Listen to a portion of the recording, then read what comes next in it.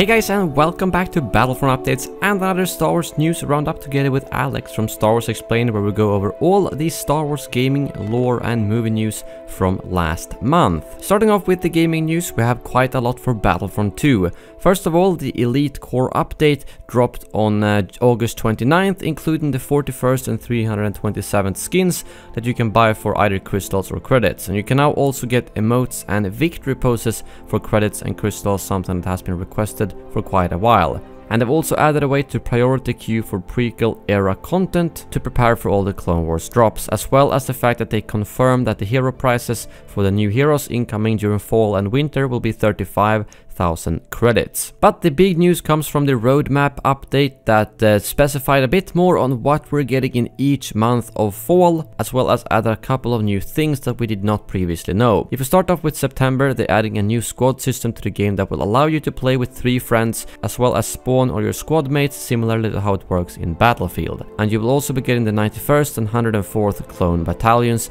as new skins in the game. As for October, we've got General Grievous coming to the game together with one extra appearance, most likely with a cape. But November is when the first proper drop arrives, as we are getting Obi-Wan Kenobi with 2 extra skins, Geonosis for Galactic Assault, the 212th Battalion, as well as 3 new vehicles that we did not previously know about, which is the STAP, Bark Speeder and the ATTE, which they also confirmed will be the biggest vehicle that they've ever built, and it will not be on rails like the AT-ATs. Winter, which starts in December, is not specified by months, but we are getting Count Dooku, Anakin Skywalker, the Coruscant Guard, the 501st, as well as a large-scale game mode where you will be capturing command posts and taking down capital ships. And they've also confirmed that both Count Dooku and Anakin Skywalker will have extra skins. And that winter content can probably be spanning from anywhere from December up to February. Moving on, both Galaxy of Heroes and Force Arena has gotten their normal cadence of balancing and game updates, and they also added a new character to Galaxy of Heroes, Embo, one of my favorite bounty hunters from the Clone Wars series. As for Star Wars The Old Republic, the Galactic Legend update arrived in August, which included a new arena, the Mandalorian Ring, a new stronghold, Rishi Hideout, as well as additional PvP battles. But that brings the Star Wars gaming news to an end,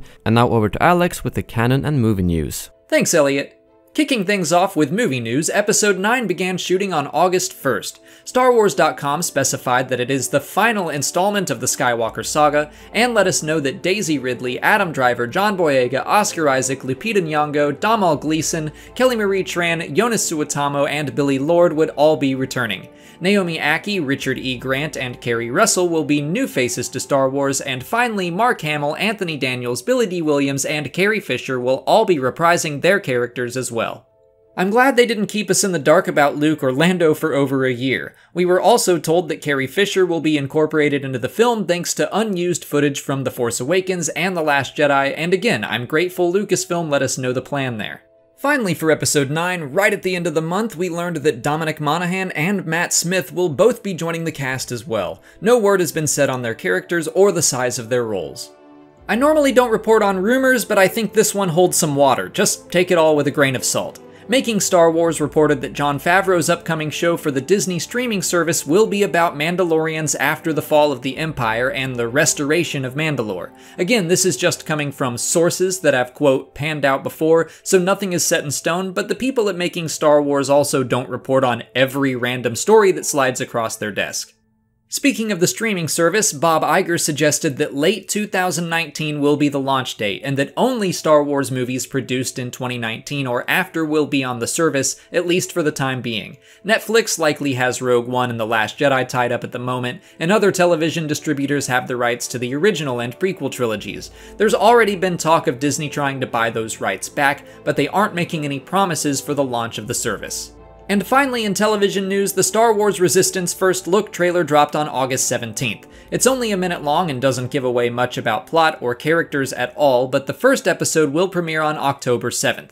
The HTML code of all things on StarWars.com suggests that at least the first season will take place 6 months prior to the events of The Force Awakens and The Last Jedi. A featurette about the main cast of the show, Team Fireball, was also released that gives us a closer look at 4 of the characters and some sparse hints towards the main plot. And finally from me, in a more personal note, as I will be at DragonCon when this video comes out, Boba Fett actor Jeremy Bulloch has announced his retirement from the convention circuit. He was a frequent guest of DragonCon and many other conventions, and I just wanted to extend my gratitude for the time he spent meeting fans. Thank you, Alex. If you aren't already subscribed to Alex's channel, Star Wars Explained, make sure to head over there for all your needs in terms of Star Wars lore, movie, canon, and all that kind of stuff. Thank you very much for watching, and as always, may the Force be with you.